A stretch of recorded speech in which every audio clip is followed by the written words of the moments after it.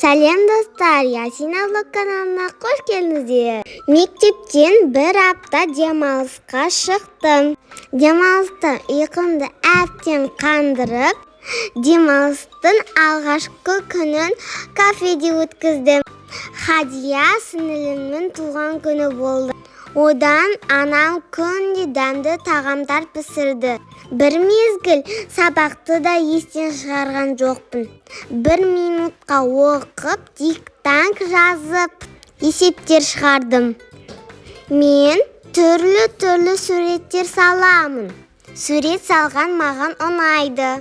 Кейін нағашы әжеме қонаққа бардық. Автобуспен бара жатырмын. Әрине сотка ойнауға да уақыт табылады. Туған күніме ролик сыйлағанын білесіздер. Көріп тұрғаныңыздай, мен ролик айдауды үйрендім. Анам ініме де сабақ оқытып жаздырып отырады.